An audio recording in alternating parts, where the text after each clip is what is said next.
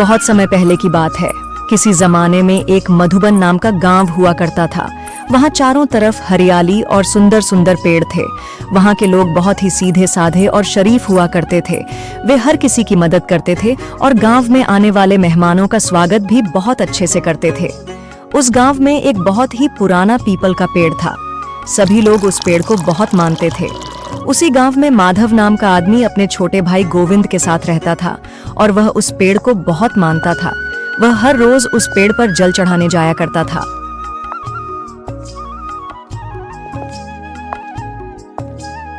अरे माधव, कहाँ चल दिया इतनी सुबह सुबह? कहीं नहीं यार, अब वह बस पुराने पीपल के पास जा रहा हूँ। पीपल के पास जा रहा है, लेकिन क्यों? अरे तू तो जानता ही है कि मैं इस पेड़ को बहुत मानता हूँ। मेरे पास आज जो कुछ भी है वह इस पेड़ की वजह से ही है। अच्छा, ठीक है, जा। केशव माधव का दोस्त था और गांव में ही जमींदार के यहाँ खेतों में काम करता था। पहले माधव भी खेतों में काम किया करता था, लेकिन फिर मेहनत करके उसने अपने खेत खरीद लिए। पर माधव अपनी तरक्की के पीछे पेड़ की कृपा को मानता था। माधव पेड़ के पास पहुंच जाता है और जल चढ़ाते हुए कहता है, हे भगवान, मेरे और मेरे भाई पर अपनी कृपा बनाए रखना, सब कुछ ठीक करना और सबको अपने अपने हिस्से की खुशियां देना।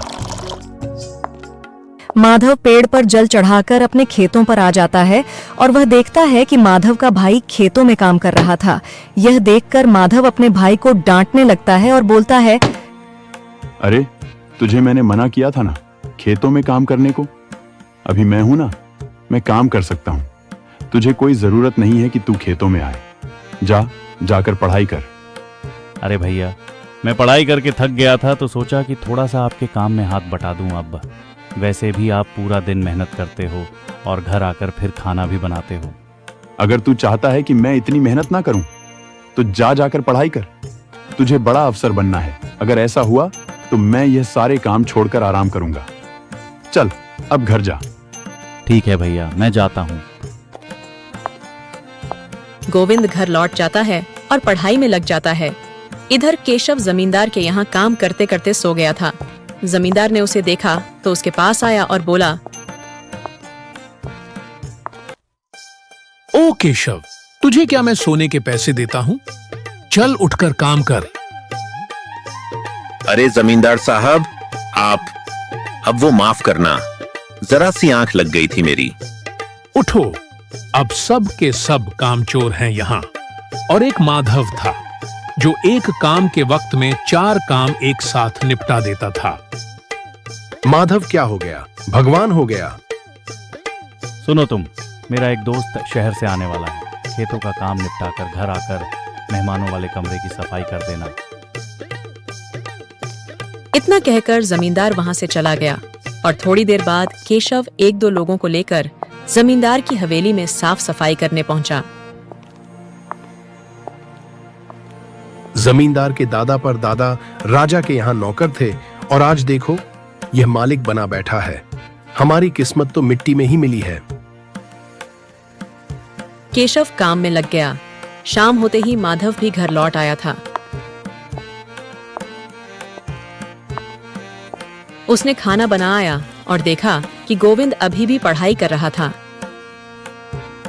आजा छोटे, अब खाना खा ले। नहीं भैया, आप खाना खाओ, मुझे नहीं खाना खाना अभी। अब बाद में पढ़ाई करना। चल खाना खा ले। नहीं भैया, आप खाओ।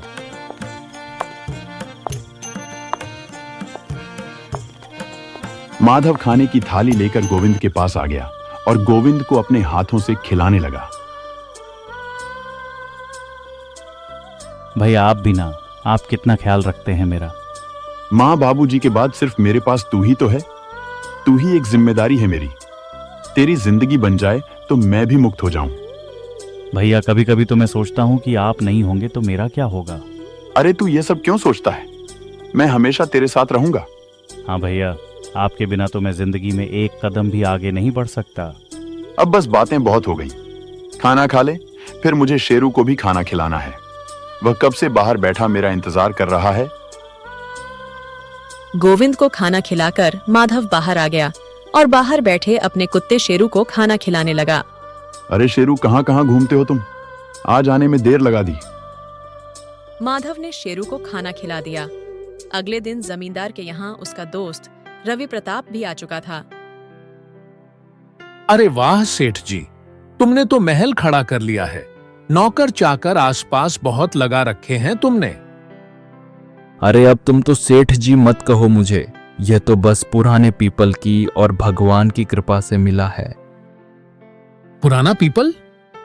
अरे मैं तुम्हें बताऊंगा बाद में, लेकिन अभी तुम आराम करो समझे, तब तक मैं कुछ काम निपटा कर आता हूं। अच्छा ठीक है। जमींदार वहां से चला गया और रवि प्रताप अपने कमरे में आ गया। केशव अब भी वहां बचा हुआ काम खत्म कर रहा था। तुम क्या इसी गांव में रहते हो? जी मालिक। अच्छा, फिर तो तुम्हें मालूम होगा कि वह पुराने पीपल के बारे में क्या कह रहा था मेरा दोस्त। अच्छा, वह पुराना पीपल? अरे कुछ नहीं, वह एक बहुत पुराना पीपल का पेड़ है। सब लोग उसकी बहुत पूजा करते हैं और ऐसा मानते हैं कि कई हजार साल पहले कोई बहुत ही सिद्ध संत ने वहां समाधि ली थी। तब से वह पेड़ सबकी मन्नत पूरी करता है। अच्छा ऐसा है, तो क्या तुम्हारी कोई मन्नत पूरी हुई है? कैसा मजाक कर रहे हैं आप? अगर ऐसा कुछ होता तो मैं यहाँ साफ सफाई थोड़ी ना कर रहा होता। मन्नत हर किसी की पूरी नहीं होती। जिनकी होती है उनके लिए तो पेड़ पवित्र और चमत्कारी है। अगले दिन रवि प्रताप अपने दोस्त जमींदार से उस पेड़ को देखने की जिद करने लगता है और कहता है, मैं तुमसे मिलने शहर से आया हूं और तुम हो कि बस सारा दिन व्यस्त ही रहते हो। अरे मुझे कम से कम उस पवित्र पीपल के दर्शन तो करा लाओ। पेड़ के दर्शन तो तुम्हें मेरा कोई भी नौकर करा लाएगा।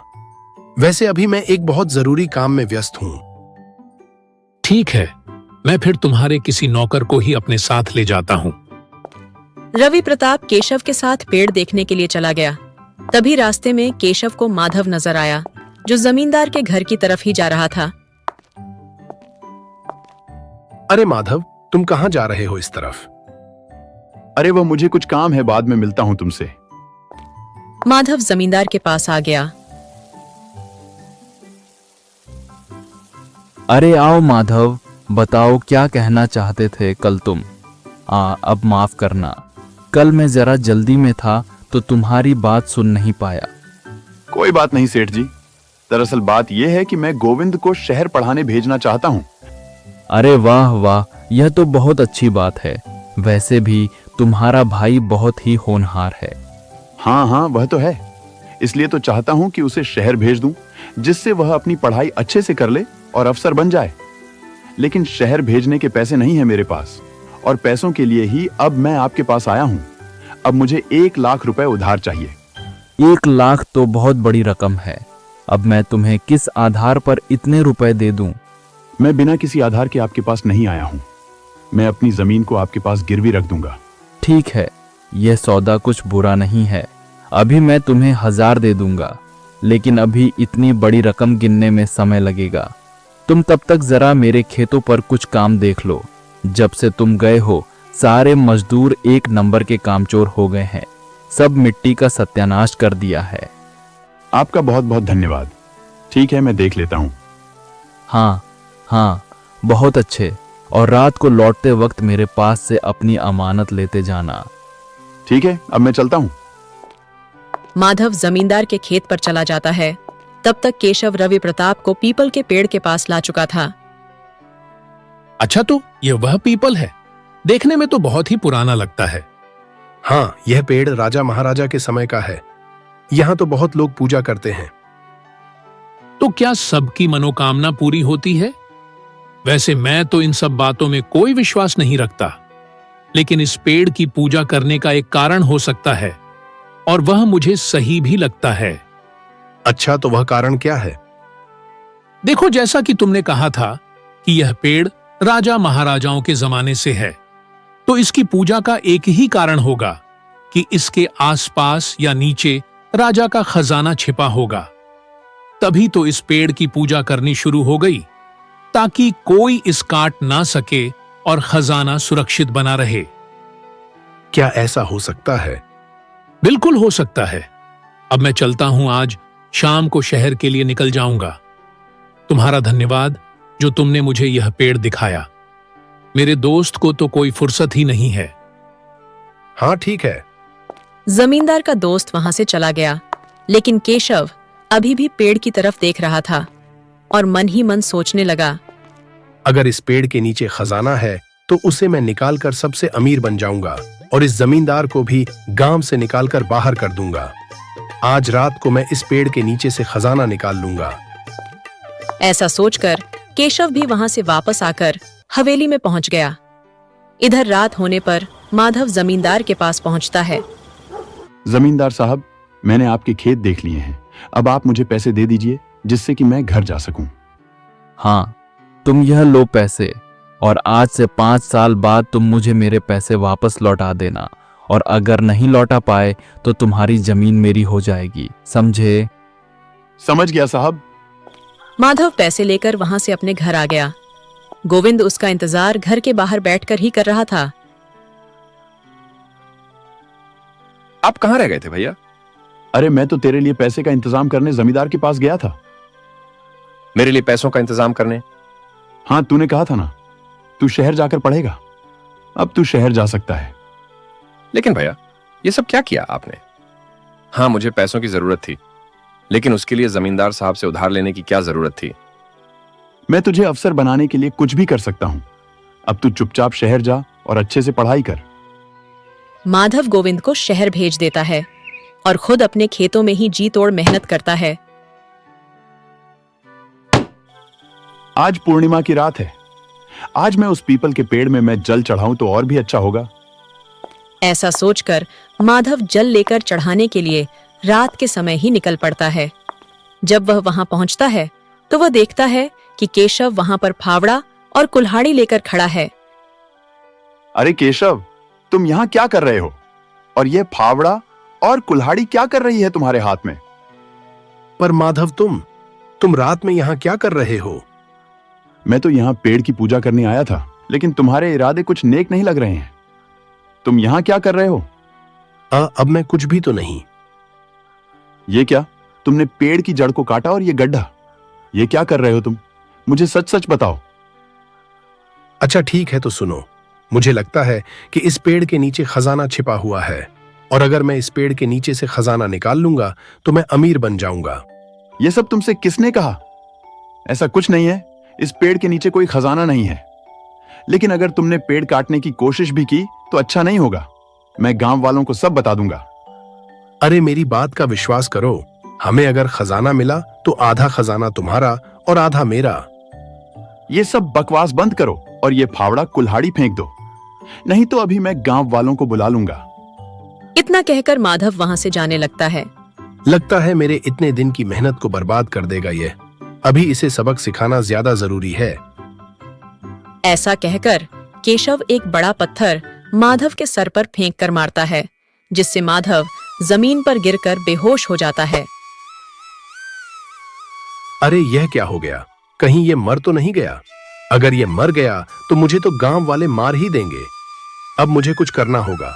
हाँ, एक काम करता हूँ। ऐसा सोचकर केशव माधव को पेड़ के नीचे ही दफना देता है और वहां से चला जाता है।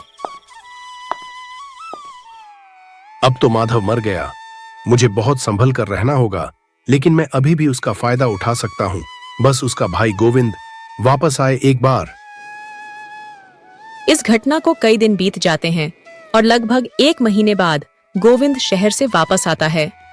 जब वह अपने घर पहुंचता है तो देखता है कि वहां पर सब अस्त व्यस्त है। वहां पर कोई भी नहीं है। वह माधव को ढूंढने के लिए खेत पर आता है, लेकिन माधव उसे वहां भी नहीं मिलता है। भैया, आप कहाँ हैं? घर में भी ऐसी हालत है जैसे कोई वहां रहता ही ना हो। मुझे आसपास के लोगों से पूछना चाहिए, शायद केशव भैया को कुछ मालूम होगा। गोविंद केशव के पास आ जाता है और उससे पूछता है, केशव भैया, मेरे भैया कहाँ हैं? क्या आपने उन्हें कहीं देखा? ना, नहीं तो मैंने उसे नहीं देखा। 1 महीना हो गया है, मैंने उसे तब से नहीं देखा। अच्छा, तो वो कहीं गए हैं क्या? वह आपको कुछ बताकर गए होंगे? नहीं, मुझे तो कुछ नहीं बताया। लेकिन आज से 1 महीने पहले उन्होंने मुझसे 5,000 रुपए लिए थे। अब वो मुझे नहीं लौटाए हैं, अभी मुझे पैसों की जरूरत है। तुम मुझे पैसे लौटा दो और जब तुम्हारे भैया आए तब तुम उनसे बात कर लेना। अच्छा ऐसा है, इतने पैसे भैया ने किस लिए लिए होंगे? अब यह मैं कैसे बता सकता हूं। तुम मुझे मेरे पैसे लौटा दो जिससे कि हमारा हिसाब खत्म हो। ठीक है, शाम को घर आकर ले जाना आप। गोविंद वहां से चला गया और उसने गांव में कई लोगों से पूछा। सबने कहा कि उन्होंने माधव को 1 महीने से नहीं देखा है। गोविंद अब काफी परेशान हो गया था। वह शाम के समय घर में उदास बैठा हुआ था। तभी केशव वहां पर आ गया।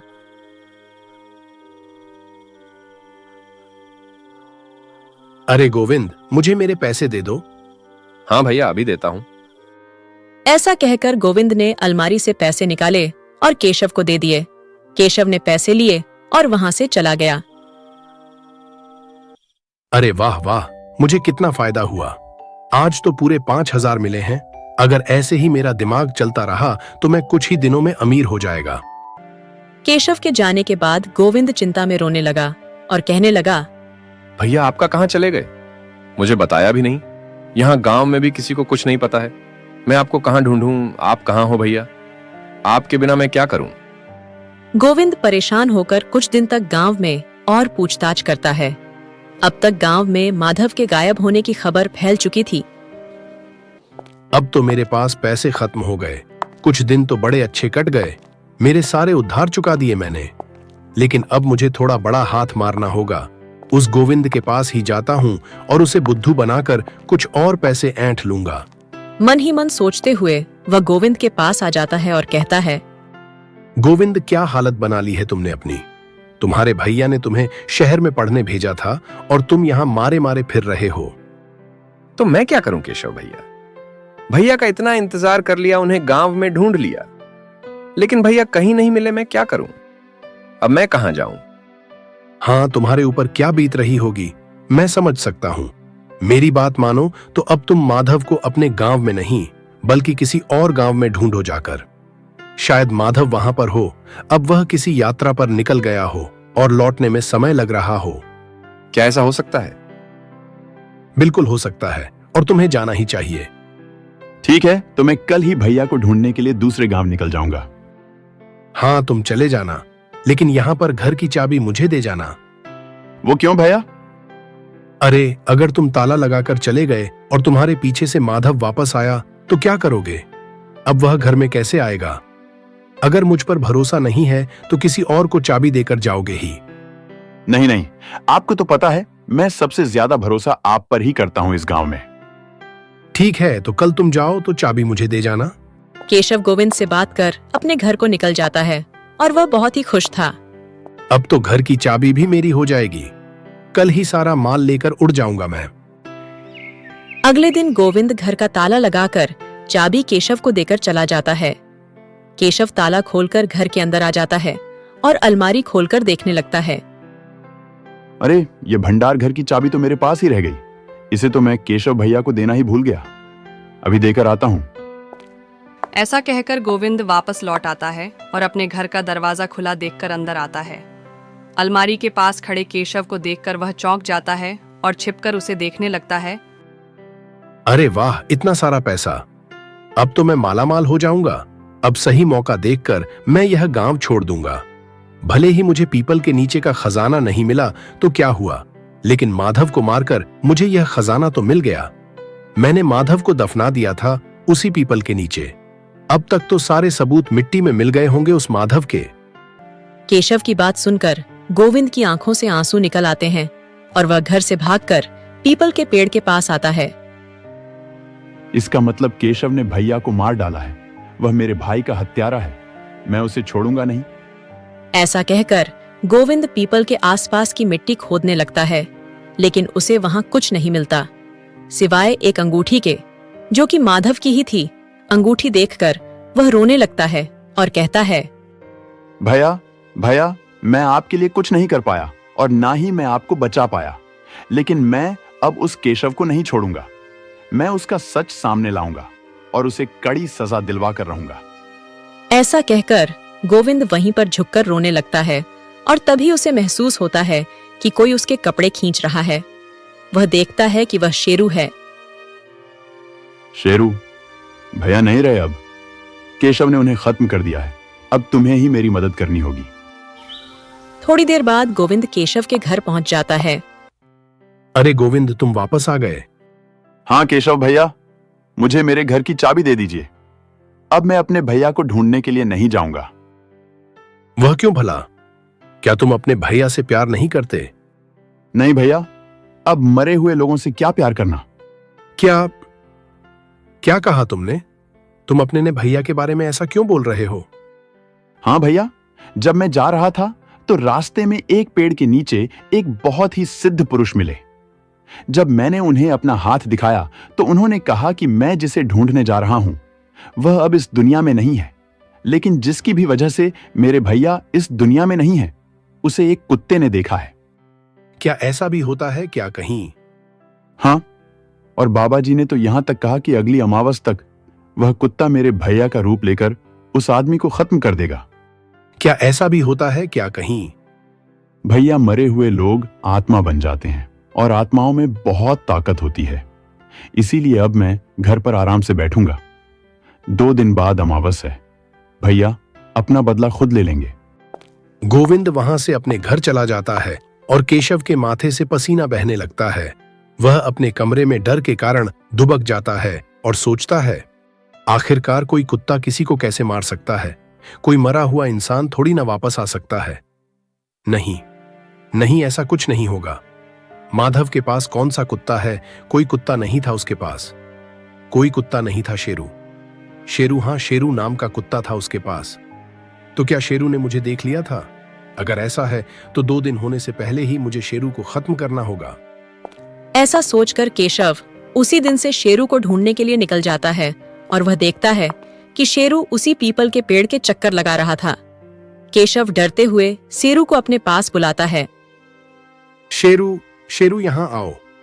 शेरू केशव की तरफ बढ़ने लगता है कि तभी पेड़ से आवाज आती है। केशव मेरे दोस्त, तूने मुझे मारा है। अब मेरा शेरू तुझे खत्म कर देगा। माधव, मुझे माफ कर दे। वह सब गलती से हुआ है। मुझे छोड़ दे माधव। शेरू अचानक से केशव के पीछे दौड़ने लग जाता है और केशव अपनी जान बचाने के लिए भागने लगता है। भागते हुए केशव गांव के बीचों बीच आ जाता है, जहां और भी गांव वाले खड़े थे। तभी वहां गोविंद आ जाता है और शेरू को ले जाता है और एक पेड़ के पीछे से माधव केशव के सामने आकर खड़ा हो जाता है। केशव उसके पैरों में गिर पड़ता है। मुझे माफ कर दो माधव, मुझे मत मारो। मैं तुम्हारे भाई के सारे पैसे लौटा दूंगा।